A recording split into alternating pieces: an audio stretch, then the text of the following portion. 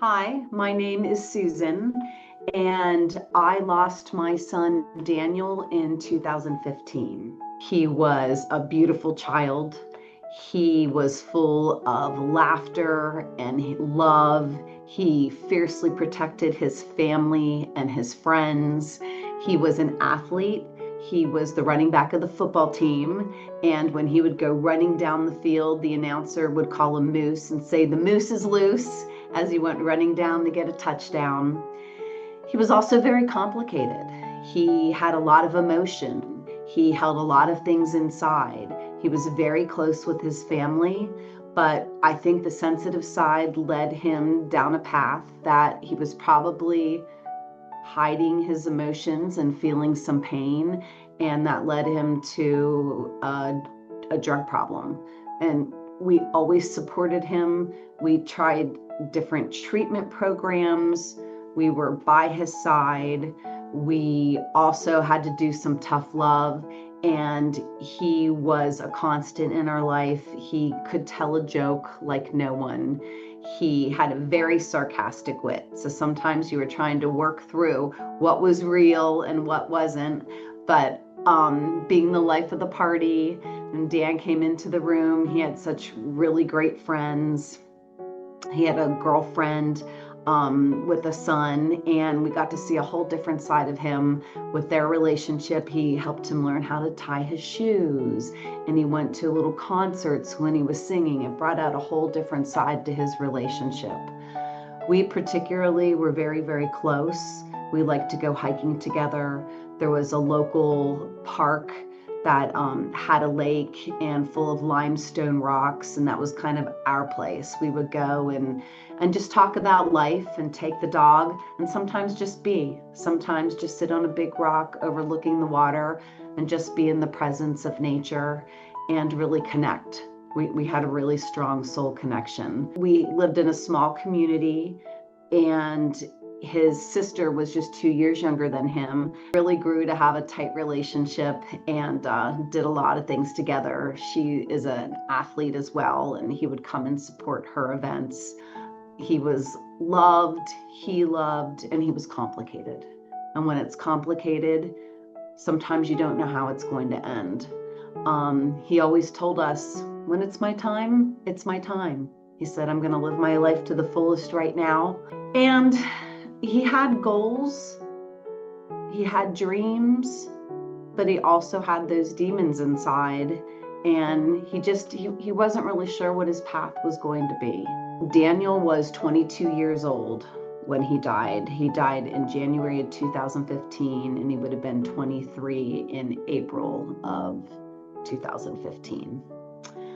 I found EricsHouse after really struggling and being stuck in my grief and moving across the country. I'm originally from the East Coast, and I moved to the West Coast, and it was a chance meeting at a fundraising group. I was sitting beside another mom who had lost her son, and we started talking about our journeys, and she introduced me to Marianne, who is the founder of EricsHouse, and that was a life-changing moment for me.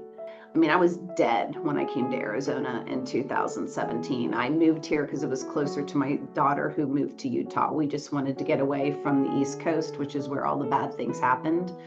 And I'm a completely different person today than I was the day that I arrived here. When Daniel died, it's really tough being in a small community because we loved him and wanted to talk with him, but people don't really want to talk about it. They're afraid to talk about it. They're afraid to have the subject.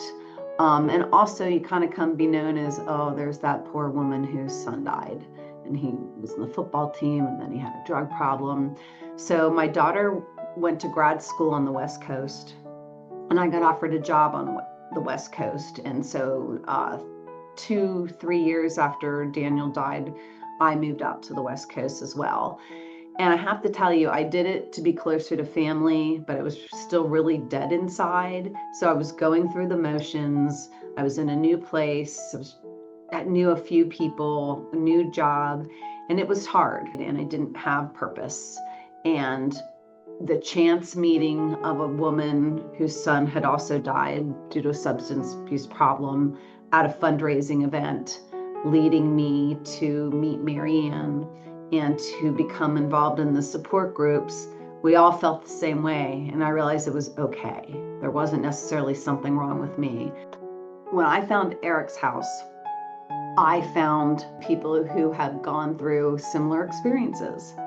So it was different than going to a support group for someone who had lost their child to any means. The difference is someone might have died of cancer, or someone might have been hit by a drunk driver, or you felt different. I didn't feel like I belonged, but at EricsHouse, I belonged. We all felt the same. Like, you feel shame when your child dies because of a drug addiction. You just do, and people blame the parents. And I blame myself. I can go back to kindergarten, wish I'd done something differently. But I can't change that now. Well, I'm not the only one who felt that way. And I didn't know that. They felt that way too. So you're able to actually express yourself openly and honestly and without judgment. And a group like that is needed. It's needed because it is a different experience for us. And mothers felt that way from the suicide. People are like, well, what's wrong with the parents? So you are with other people that have gone through the same journey, have the same feelings. And I realized I wasn't alone. And I think I also realized it was okay to feel the way that I felt. And other people felt that way too. And we were able to talk to each other about it. And we were able to share it. And we were able to do it in a community that was safe. And we were able to explain certain things that might have happened in life that led up to the point where we're at now. And they understood, and there was no judgment. There was just support. So I originally contacted Marianne to learn more about the women's support group. I realized that it was time for me to dig deep, and I think I had stopped really digging deep because of the pain. And I went through a women's support group that had 2 facilitators, and they were incredible. And it was a safe place to talk about your loved one, to talk about how you feel. I was able to share some of that with my daughter as well and give her resources. They had different activities where we would participate, and she would do it in one state and I would do it in another, and we would do it together by Zoom. And that was a bonding experience for us as we worked through what is the new normal.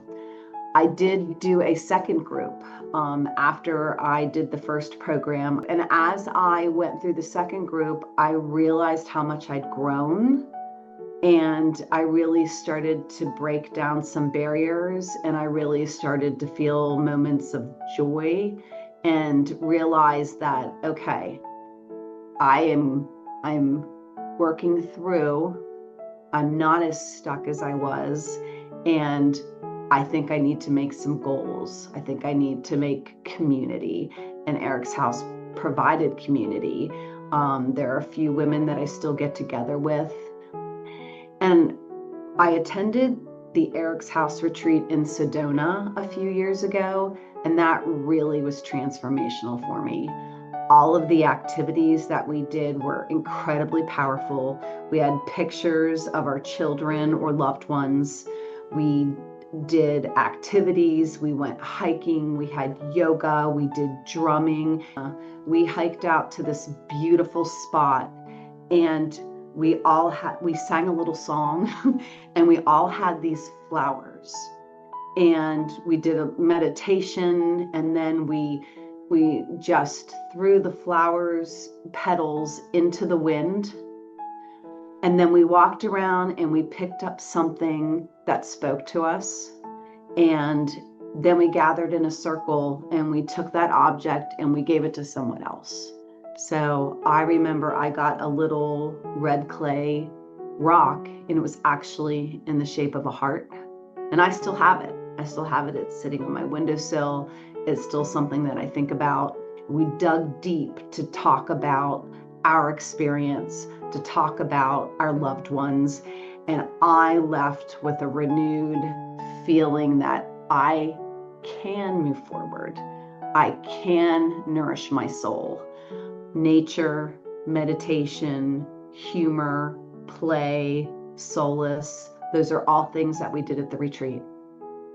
So after that, I learned that there was a program called Living with Meaning and Purpose to talk about expressing our vision. Do we have flow moments, which are moments when you're filled with passion and an urgency and something that excites you and moves you forward? And most of us weren't. So we had to think about what would that look like? And I tended not to dig deep, and it made you dig deep. Everybody has a gift and a talent, and you think that you might. What is that gift and a talent? And how do you want to embrace that and then share that with others? One of the things that Marianne always talked about is what makes your heart sing? And when I started, I could not answer that question. I couldn't answer it with support groups, with the retreat, starting with Living with Meaning and Purpose, because I didn't know. And at the end, I had a better idea. And it wasn't something monumental. For me, it was yoga, it was hiking, it was being in nature, and it was community. And I'd found a tribe, and I was able to speak freely about Daniel, which is one of my favorite topics.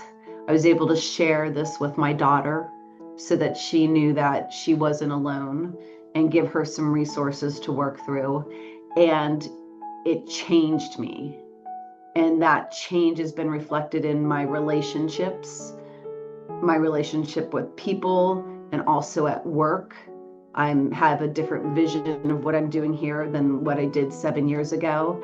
And there wasn't one particular moment. It was all the little nuggets pieced together as we worked through the program with the vision statement, the flow statement, a purpose-filled plan, and really trying to figure out what makes your heart sing.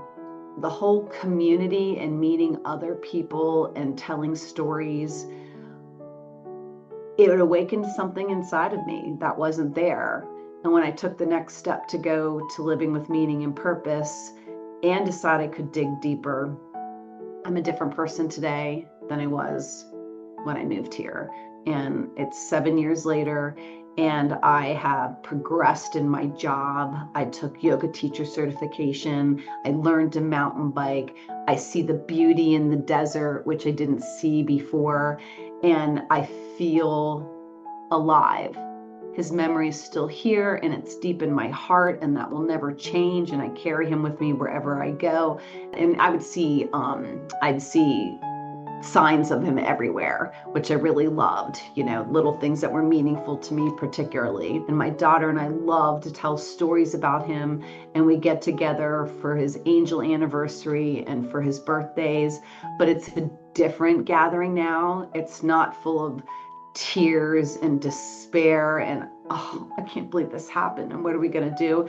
It's more about memories of love and laughter and telling stories that bring us together instead of take us apart. I think my favorite thing about Daniel was it didn't matter what we were doing. We could be sitting on the rock overlooking the lake in silence and still connected, or we could be rolling on the floor laughing because he liked to do this dance called the dolphin, and he would wiggle his arms and wiggle his legs, and then he'd jump through the air and onto the floor and wiggle on the floor. And we had no idea why he was doing what he was doing, but it broke up the situation and everyone was laughing. He always had a joke. He always had something witty to say, and he liked to do impersonations. Every moment with him was a special moment. Even the worst moments I would never change, because I just would never change of having the experience of living with Daniel. We got tattoos on our back. He has stepbrothers and my daughter and I, and it says, "I'll always have your back." Because Daniel would always be like, "Always have your back." And then he'd look in the mirror and he'd turn sideways and he's like, "I look fresh. Don't I look fresh? I look fresh. I'm ready to go, Mom.